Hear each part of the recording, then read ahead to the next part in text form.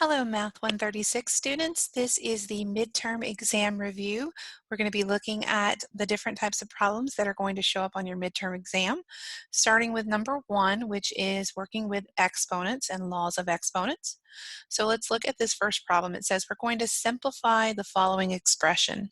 We have 3x to the fourth, y to the third, all raised to the fourth power, and times 2y to the fifth, all raised to the negative 3 power. Now, if it was me, the first thing you need to do is either apply these powers to everything on the inside using the multiplication rule, or you can move this entire second parentheses to the denominator, which is the route I'm going to go to get rid of that negative exponent on the outside. So let's do that first. This is 3x to the fourth, y to the third, all raised to the fourth power. And then we have underneath there 2y to the fifth, all raised now to the positive 3. When we move the entire parentheses, it only changes the sign of the outside exponent. Now we're going to apply the rule that everything inside is multiplication, so the power of 4 goes to each of the bases on the inside. So we're going to write that out. And then same thing in the bottom, we're going to be cubing everything. So 3 to the fourth is, remember, 3 times itself 4 times, so that is 81. This is multiplication of exponents because it's a power on the inside and a power on the outside, so that's going to be x to the 16th. 3 times 4 for the y would be y to the 12th. All over, 2 to the third is 8. And then 5 times 3 would be 15. Now, the big thing once you're finished is that you need to see if you can simplify or reduce this fraction. 81 and 8 have nothing in common. I only have x's on top, not on bottom, but I do have y's on both top and bottom. So you can either use your subtraction rule of exponents. Remember, same base, we subtract the exponents. That will give you a negative exponent, which indicates that that belongs in the denominator. Or you can just think of it as, where do you have more y's? You have 3 more y's in the denominator. So this is going to be 81x to the 16th over 8y to the third. Okay, let's move on to the second example. Simplify, assuming all variables are positive. So we're looking at trying to break up this square root into its perfect square pieces so that we can break those down and evaluate them and to see what is still left over. So a lot of times people will show their work differently, but I'm going to break down into what is the perfect powers and what are the non-perfect powers. So 72 does have a perfect square inside of it as a factor. That would be the square root of 9. Actually, it has something bigger, because if we do that, that's 9 times 8, and 8 has a square root of 4 in it. So we actually can take 36. That doesn't want to erase. So the square root of 36 times the square root of 2. That is better, because if we did the 9 and 8, we would have to break the 8 down again because it has a perfect square inside of it. So if you can find the biggest perfect square, that's best. And then when you're dealing with exponents, you're looking for, remember, pairs of m. So if I break this into m to the 10th, remember, that would be 5 even double pairs. That means that there's going to be an m left over by itself. And 24 is actually already groups of 2. So n to the 24th I'll leave as it is. So square root of 36 is 6. We can't do anything with square root of 2. How many groups of 2 are in 10? Remember, because every time you have a group of 2, it's an m times an m. So that would be m to the 5th, because there's 5 groups of 2. We can't pull out the square root of m. And there are 12 groups of two n's in 24. So that's going to come out as 12 different n's, so n to the 12th. So to clean this up at the end, you would bring all of your numbers and letters that you've pulled outside to the front. So 6m to the 5th, n to the 12th, and then the square roots are going to get multiplied back together. So square root of 2m. So there is example 2. Okay, number 3, again playing with some radicals, because we have this now cubed root on the outside here, but it's also negative, so we have to worry about that. One thing you could do first is you could simplify the fractions inside. You have x's that can cancel. We have a negative 24 and a 3 that can reduce. So if we take care of that first, 3 goes into negative 24 negative 8 times. We have 61 x's on the bottom and 34 on the top. So 61 and 34, the difference between that is 27, and we have more on the bottom, so that's going to be in the denominator. We still have the y to the 9th on the top, and this is all to the negative 1/3 power. Now we can't turn this into a cubed root until we get rid of this negative exponent. So we're going to flip the entire fraction, not changing anything except the location of the bases inside. Because what that does is that changes the sign on that outside exponent. So now it's to the 1/3 power. And remember, we know that 1/3 is really a cubed root. So this is the cubed root of x to the 27th. This is the cubed root of -8, and the cubed root of y to the 9th. So there are 9 groups of 3 in x to the 27th. So that comes out as, so that'd be x to the 9th, one for each of those 9 groups. The cubed root of -8 would be -2. And there are 3 groups of 3 in 9, so it's going to be y to the 3rd. Now the only thing is we would probably want to bring that negative out to the front. We don't usually leave those in the denominator. So it's negative x to the 9th over 2y cubed. Okay, let's look at number 4. So this is division of rational expressions. And when we divide with rational expressions, we're going to really change this to multiplying by the reciprocal. And you really should probably do that first, just because that keeps you from accidentally factoring and canceling things before you've turned it into multiplying by the reciprocal. So I'm just going to recopy the first fraction, and I'm going to multiply it by the reciprocal of the second fraction. Now we want to factor everything in the numerators and the denominators to see if there's anything that can reduce out. So remember, factoring a trinomial with a 1 in front, we need a number that multiplies to 3 but adds to 4. So factors of 3 that multiply to 3 and add to +4 would be a +1 and a +3. In the denominator in that same first fraction, we need to multiply to 18, +18 by the way, and add to -9. Now, that's going to be 6 and 3 because that would add to 9 but multiply to 18, but they have to both be negative to add to a -9 and still multiply to a +18. Can't do anything with the x minus 6, and then to multiply to -12 but add to a -1, you have to have opposite signs when your c is negative and your leading coefficient is positive, so this has to be a -4 and a +3. Now, when you multiply with fractions, you can reduce any factor on top with any factor in the denominator if they're exact matches. So this x plus 3 can cancel with the x plus 3 over here. The x minus 6 can cancel with this x minus 6. And we're not going to distribute up any of these factors, we're just going to bring them over. So I have an x plus 1 left on top, and an x minus 3 and an x minus 4 left in the denominator. So there is that one. For number 5, we are trying to add 2 rational expressions together, so we need to have a common denominator. So when we look for a common denominator, we're not trying to just find any common denominator. We want the least common denominator.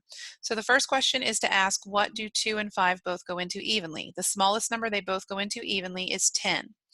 I have an a to the first and an a to the third. We can't make the a to the third smaller, but we can bump a to the first up to a to the third. So we're going to use a to the third as their common factor.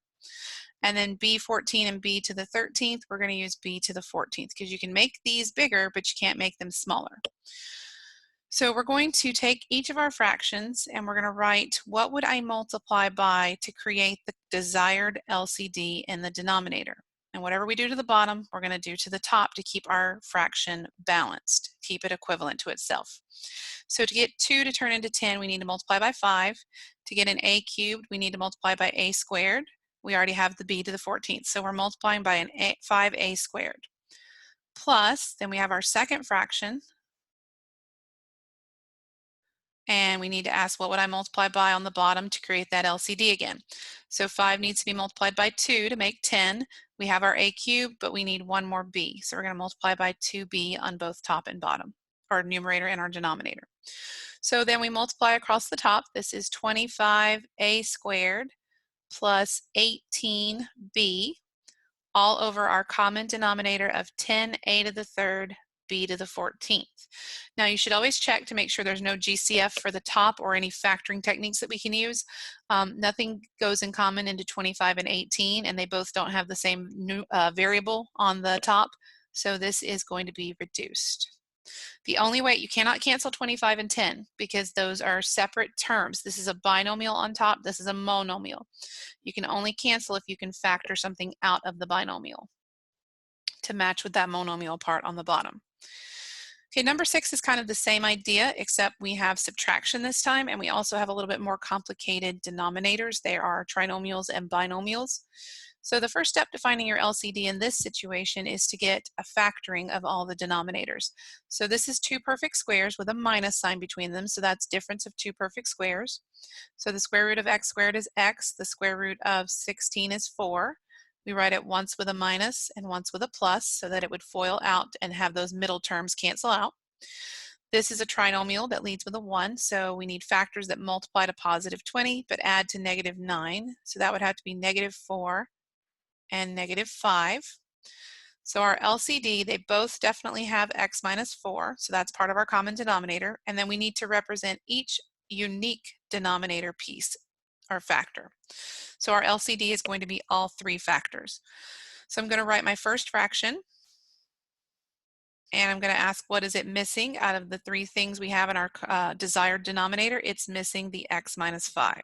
So we're going to multiply by that on top and bottom. Minus, don't lose our minus sign. Our second fraction is missing the x plus 4.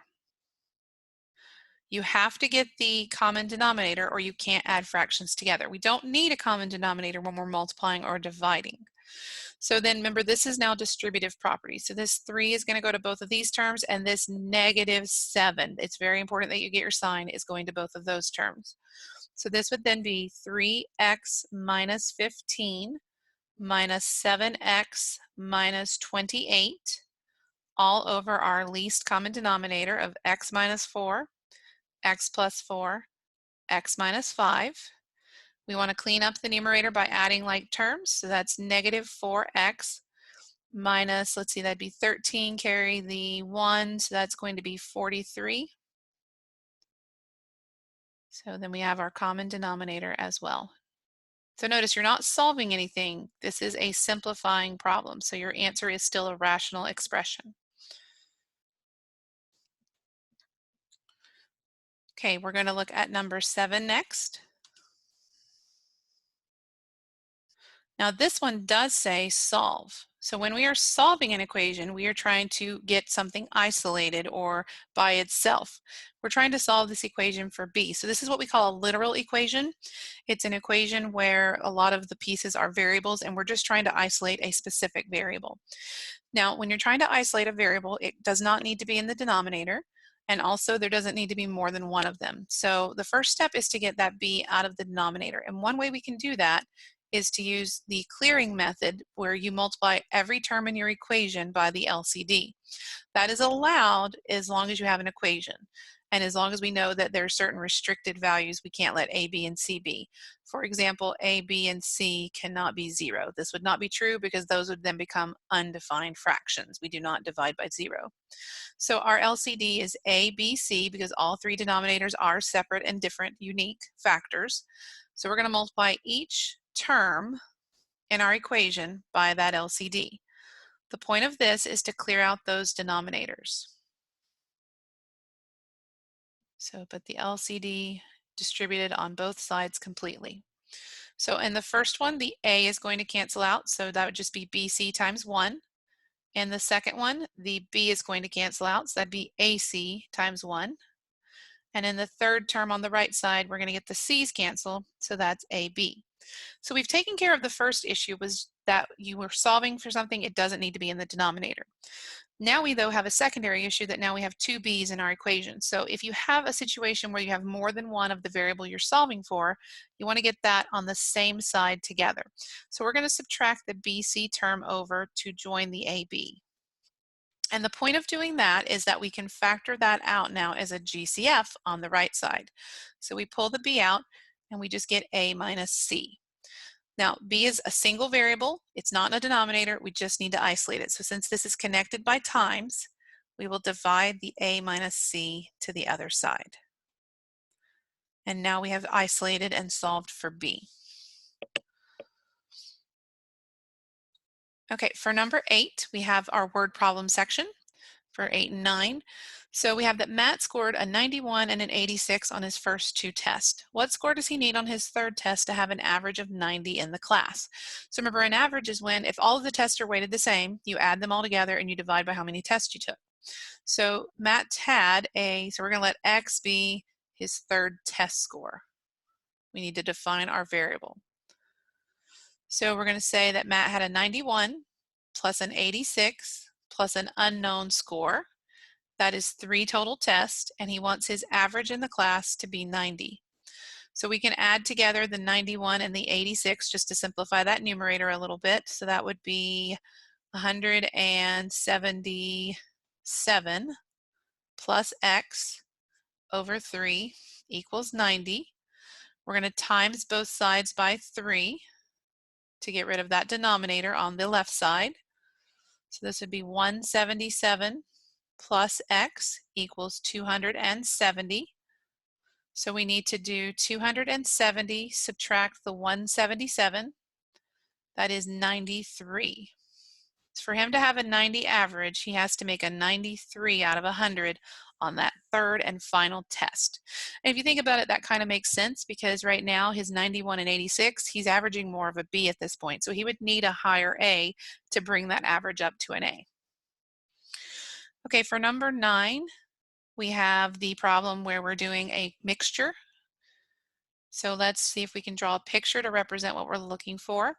So it says a solution containing a 9% concentration of acid is mixed with a solution containing a 5% concentration of acid to get a final solution of 100 milliliters that has now been, if you started with the 9%, technically it's been now diluted down to 8% concentration of the acid. How many milliliters of each solution is needed? So I always like to think of this as like beakers or buckets, however you want to call them. We have a final goal where we know usually the quantity that we want to achieve, which is 100 milliliters. Now, we don't always give this one. Sometimes you might have one of the other 2 buckets, but in this case, we have the final bucket amount. So this can never be more than 100 milliliters.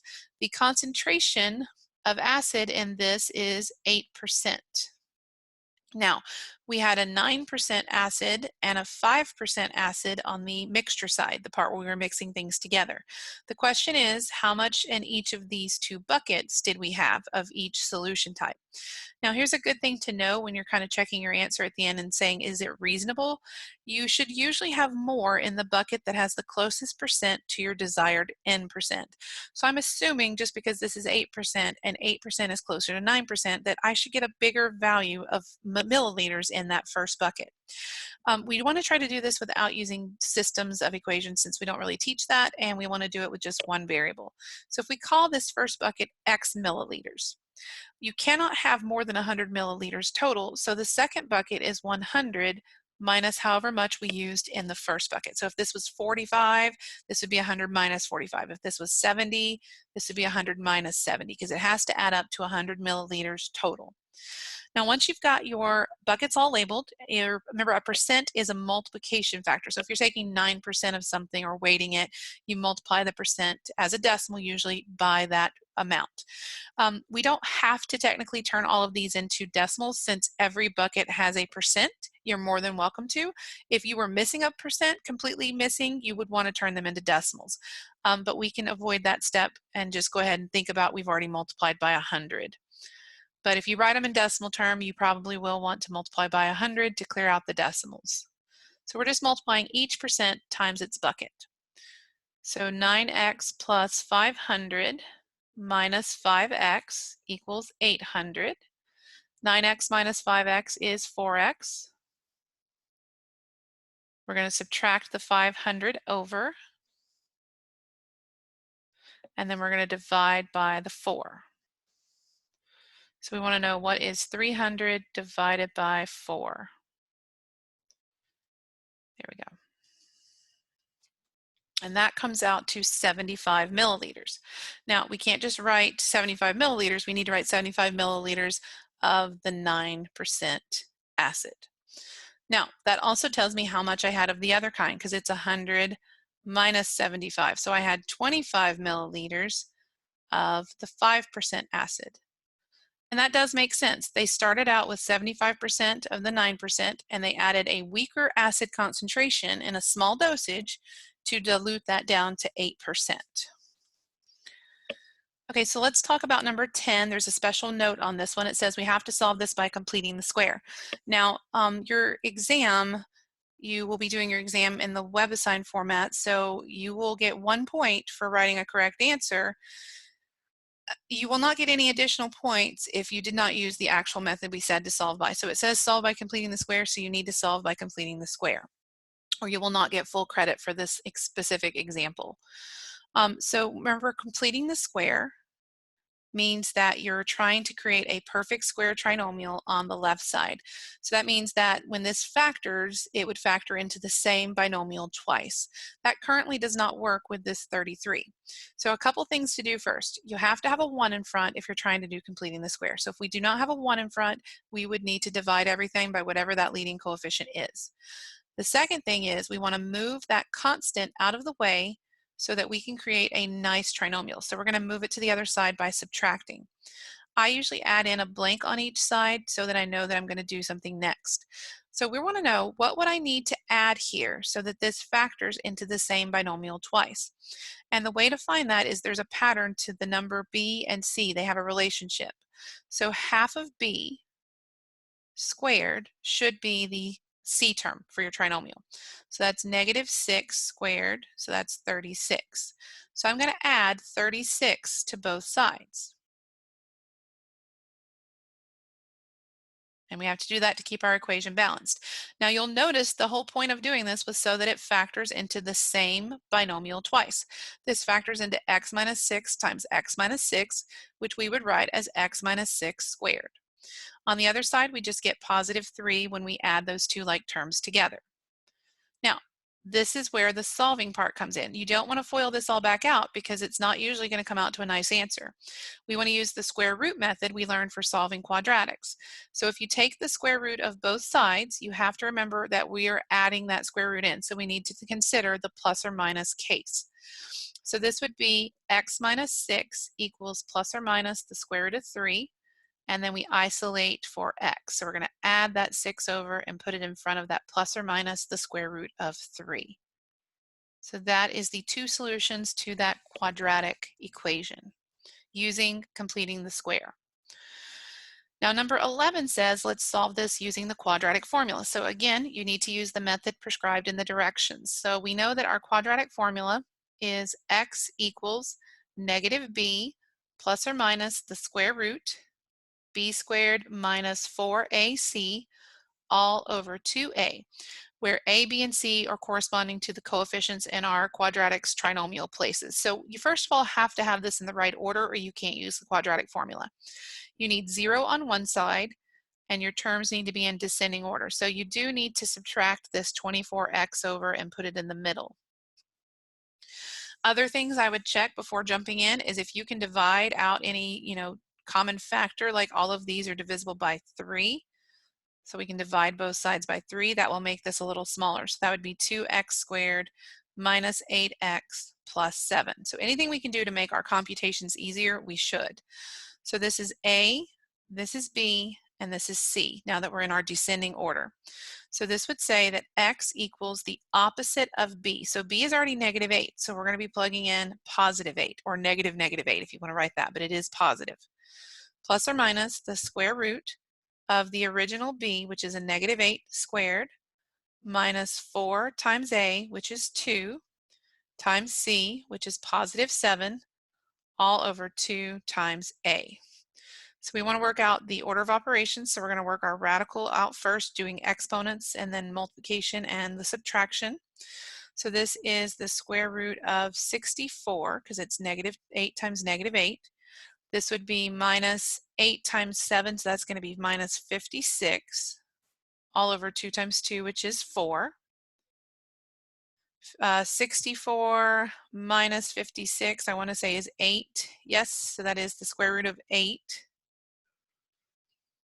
all over 4. So 8 plus or minus the square root of 8 all over 4. You have to reduce any radical that has a perfect square in it. So square root of 8 is a square root of 4 times a square root of 2. Square root of 4 is a 2, so we have 2 on the square root of 2. Now, here's something to note. If all of the outside coefficients have a common factor, that means this is reducible. So you can think about pulling that 2 out to the front on top, because both outside numbers, the coefficients, are divisible by 2. And when we do that, that reduces with that 4 in the denominator. So my final answer is 4 plus or minus the square root of 2 all over 2. Now, if you wanted, you could split that into 2 separate fractions and do 4 divided by 2 is 2 and square root of 2 over 2. This would not reduce because one's inside of a radical and one's not, but you don't have to take it that far unless you're dealing with imaginary solutions. So, all right, so let's look at number 12. This says solve by any method. So you can choose, if it factors, you can factor. If it is, something you'd like to do completing the square or quadratic formula on, you can choose any, but it is going to be a quadratic. Now you would want to set this up in standard form before you try to solve it. You can't just set z equal to 10 and 12z minus 7 equal to 10, because that has to be equal to 0 for that property to work. So if I distribute that, that's 12z squared minus 7z, and I'm going to go ahead and subtract the 10 over to be with all of the other pieces. So this looks like a good method maybe to try our factor by grouping, so our AC method, because it is a non-1 in front of our trinomial. So to do that, you would do 12 times negative 10, which is negative 120. Factors of 120 you would want to list out. You can use your calculator to help you find those. 4 and 30. 5 goes into it, because it ends in a 0. Goes in 24 times. 6 goes in 20 times. 7 I don't believe divides evenly, but maybe 8 does. 8 and 15, and that's the pair I need, but I'm going to go ahead and finish my list. 9 does not go, I believe, but we'll double check. And 10 goes, 10 and 12. You know you've reached the end of your factor list of pieces if you have two numbers that are either right beside each other, like 10 and 11 would be right beside each other, or the only number between them does not go evenly into this number.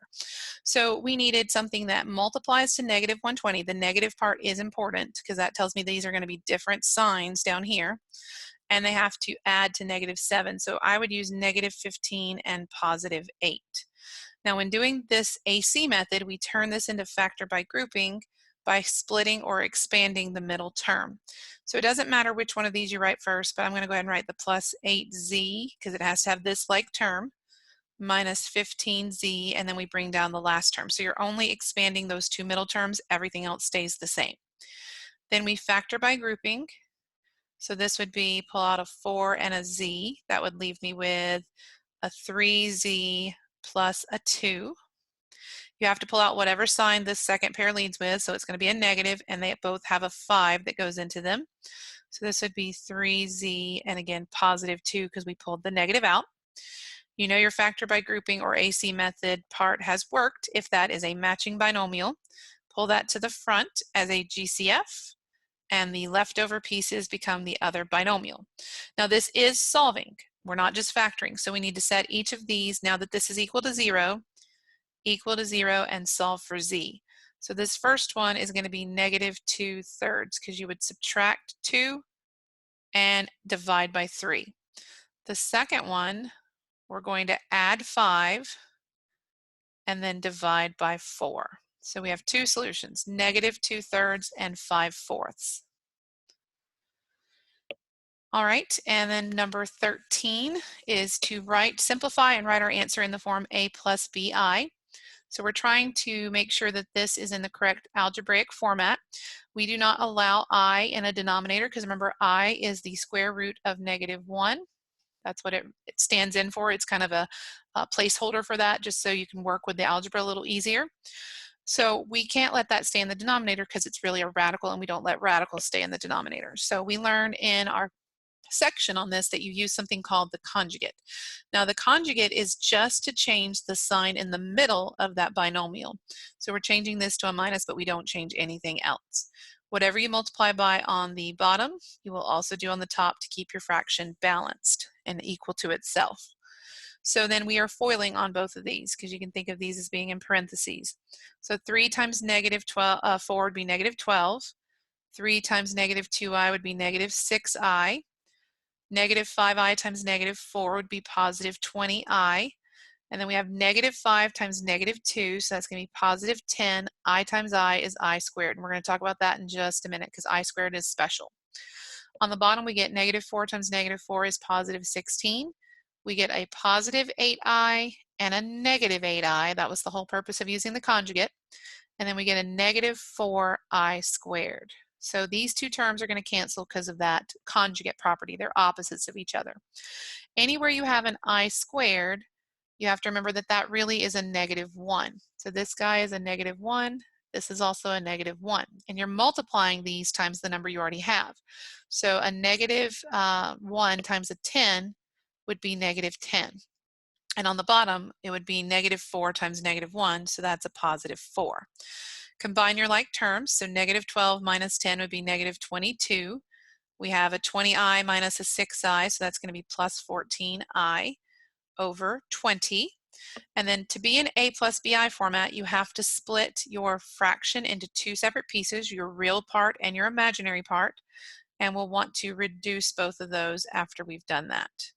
So I'm going to split them first and then reduce. So this would be negative 11 over 10 plus 7 over 10i. So to get full credit, you would need to go through all of those steps. Okay, that's going to be the end of part 1 of the midterm review. I will have a part 2 up shortly.